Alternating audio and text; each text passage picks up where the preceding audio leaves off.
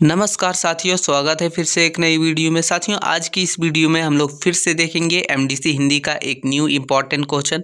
दोस्तों, जितने भी क्वेश्चंस बताए जा रहे हैं सब इम्पॉर्टेंट है, आप इसे ज़रूर देख लीजिएगा और आंसर हो सके तो आप यहां से समझने का ट्राई कीजिएगा। पूरा सेम टू सेम यही नहीं लिखना है, आप अपने हिसाब से भी लिख सकते हैं। तो ये हम लोग का क्वेश्चन है साथियों। ये जो है वो सेमेस्टर 1 और 3 दोनों के लिए। बहुत सारे लोग कंफ्यूज है, तो दोनों का सिलेबस सेम है, इसलिए दोनों के लिए। ठीक है, चलिए आगे देखेंगे। क्वेश्चन हम लोग का है, बोल रहा है कि समाचार लेखन से आप क्या समझते हैं, इसके कौन कौन से विशेषताएं हैं। तो चलिए देखते हैं। बहुत ही इजी वाला क्वेश्चन है, बहुत बार पूछे भी जा चुके हैं और बहुत ज़्यादा चांसेस है पूछने का। तो उत्तर में हम लोग का है, बोल रहा है कि समाचार लेखन एक कला है जिसमें घटना, काल व समय की पूरी जानकारी उपलब्ध कराई जाती है। पूरी घटना का विवरण देकर घटना के विस्तृत जानकारी उपलब्ध कराई जाती है, ताकि समाचार पढ़ने वाले के मस्तिष्क में किसी प्रकार की कोई शंका ना रहे और प्रस्तुत समाचार पाठकों को प्रभावित कर सके। मतलब समाचार लेखन वह कला है, मतलब एक कला है जिसके थ्रू से जो है हमें काल की कोई भी घटना हुआ उसके और समय की पूरी जानकारी उपलब्ध करवाई जाती है।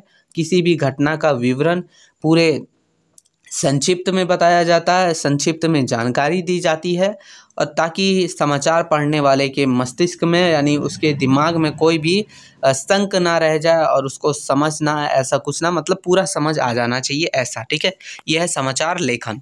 आगे देखते हैं इसका महत्व।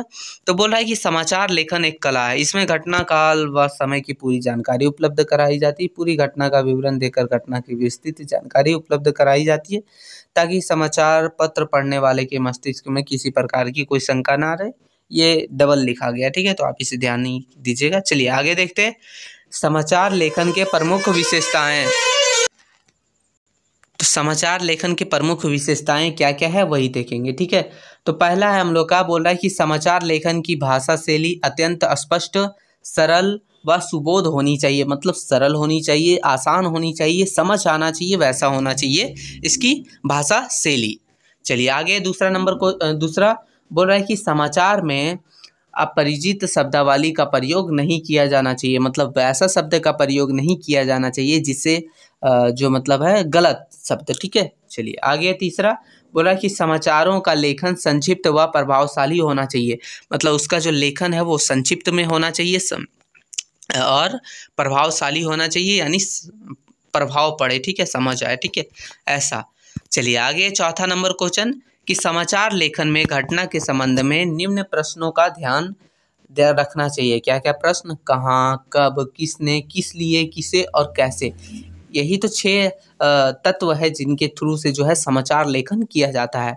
कहाँ हुआ, कब हुआ, किसने किया, किस लिए किया, किसे किया और कैसे किया। ये सभी चीज़ों को ध्यान में रखते हुए जो है समाचार लेखन लिखा जाता है।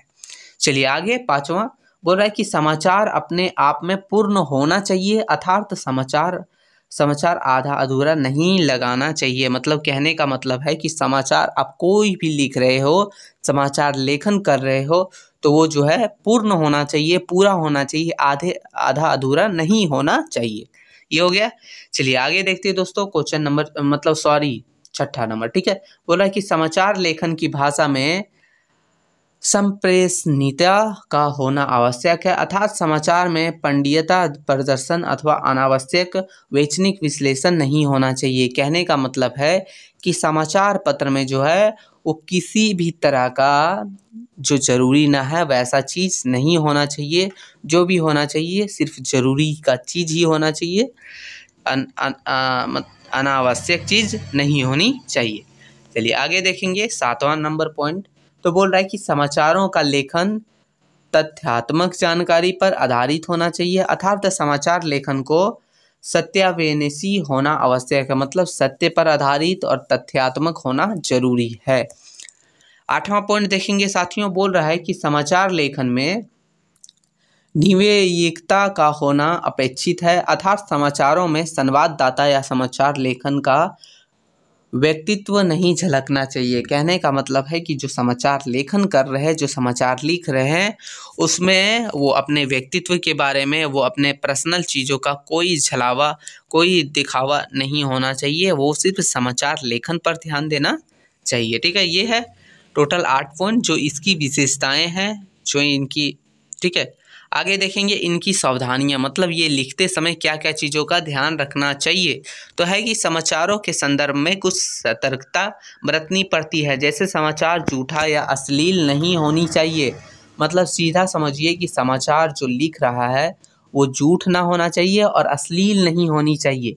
कोई भी समाचार कानून का उल्लंघन ना करता हो।